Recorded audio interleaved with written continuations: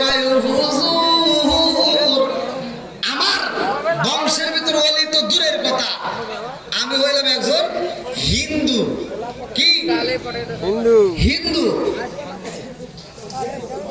এইবার জুন্নুন মিসরি রহমাতুল্লাহ আলাইহি বলতেছে, তুমি হিন্দু অথচ তোমাকে আল্লাহ এইভাবে হেফাজত করলো, এর বেদ জানার দরকার আছে না ভাই?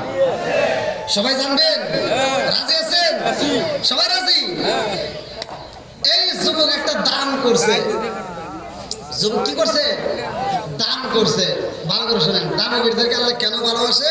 আর আল্লাহ তাআলা বলছে, কুলিল্লাহুম্মা মালিকাল মুলকি তুতিল মুলকা মান তাশাউ ওয়া তানজিউল মুলকা মিম্মান তাশাউ ওয়া তুইজ্জু মান তাশাউ ওয়া তুযিল্লু মান তাশাউ বিয়াদিকাল খায়র ইন্নাকা আলা কুল্লি শাইইন কাদির। আল্লাহু আকবার কোন।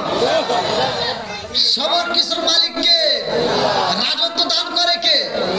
আমার ওই রাজত্বের সিংহাসন থেকে কান ধরে নামাইতে পারে। ইজ্জত দেওয়ার মালিক কে? সবকিছুর মালিক কে? এইটা নিয়ে ভালো করে শুনুন। এই আয়াতের তাফসীরের উপরে কথা বলতে যে লম্বা সময় লাগবে, আমি মূল কথাগুলো আপনাদের মাঝে বলবো যাতে সংক্ষিপ্ত করে বুঝাইতে পারি। ভিক্ষুকের মনে কষ্ট দেওয়া যাবে, খালি হাতে ফিরানো যাবে। সম্পদ দেয় কে? আবার সম্পদ দিতে পারে কে? সবকিছুর মালিক আল্লাহ।